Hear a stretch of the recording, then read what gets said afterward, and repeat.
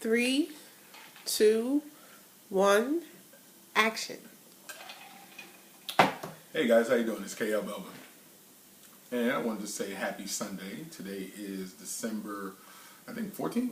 Today the 14th? Today's the 15th. Today's 15th. Sunday, December 15th. And I wanted to come on because I posted this morning on Facebook that, the Lord placed something on my spirit, and I decided I wanted to share it with everyone on Facebook. Everyone knows that I've committed myself to trying to do more things for the Lord and connecting everything I do to my faith. In searching last night for an answer to procrastination, I wanted to figure out why is it that there's things that I need to do and I haven't done them. And in my search, I came across Robin Sharma, who mentioned procrastination is really starts with the thought of inadequacy or fear of something. And the different pages I came across spoke to this fear, and I started to say, well, what do I have fear of? And then I realized, like many, I have a fear of failure and a fear of success in some situations. Now, you would think that most people would accept and like success.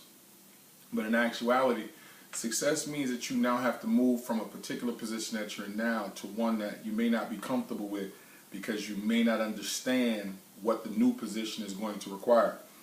So I started thinking scripturally. I started to meditate on it, and I tried to I asked the Lord, what is it that I need? What am I missing? And what came to mind was Moses and the burning bush.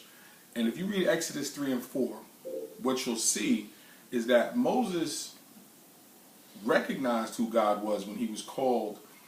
He recognized he was speaking to God, and as God was telling him what to do, as he was telling him what to do, Moses kept coming up with excuses. Moses kept coming up with reason after reason to not go back to Egypt. Here he's talking to God. God is telling him what he wants from him. Moses couldn't see it. Now, you can't get any greater procrastination than that. You're speaking to God himself, and you're trying to find reasons not to do what God asked you to do.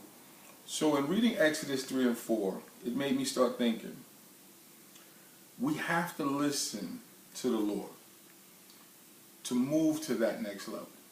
And then we have to trust that when the Lord moves us in that way, that he's going to surround us with all that we need. If you read Exodus 3 and 4, you'll see that the Lord gave Moses use of the staff, use of a cloak. He also sent Aaron to meet him so they would travel together, because Moses still tried to get out of it by saying he didn't speak well. But then he said to the two of them, when you get to Egypt, get with the elders and explain to the elders that you come on my behalf, and they will connect with you. So look at this. Moses tries to get out of it. Not only does he give him tools, he gives him support. Then says, when you travel to where I want you to go, get with the others who know me, and they'll support you also. So I say that to say this. When you're sitting around fearful, or you're sitting around not trying to get something done, go after it. Do it. And when you do, the Lord is going to surround you with what you need. Now, I'm speaking from personal experience. I have some things that I have to do, and actually I've been taking notes all night, is that I need to move to a certain level. I'm no longer fearful to get to those levels, because I know that once I get there, not only will the Lord send me someone or groups of people to help me get there, there'll be others there when I get there. So fear cannot be an option. And I say the same thing for you. Now, before I close, I got something today in church. And I want you to go to Luke 10:17. Because everything that the Lord talks about can be proven. And I want to read this to you. The 70 returned with joy, saying, Lord, even the demons are subjected to us in your name. And he said to them, I saw Satan fall like lightning from heaven.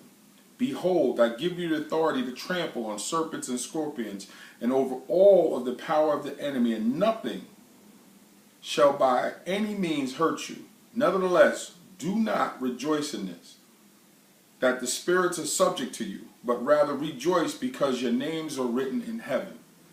So the Lord has already said, if you go in his name, you have power over the things that would harm you. Demons, people that would look to do you dirty. So your burning bush now are the people who come to you and they understand the Lord and are trying to help you get there. The Lord will send you who you need. And when you really trust him and get into the power of what the Lord presents to you, there's nothing that can stand in your way. I'm not sharing with you this video because I want you just to run out and say, oh, KL said it. I'm doing it for myself. And I hope that when you watch this, that you'll read the word that I gave you, Exodus 3 and 4, and Luke 10, 17 to 20. And understand that if the Lord wants you to do it, he'll prepare you. And when you do it, nothing can stand in your way. Have a happy holiday. Take care. God bless.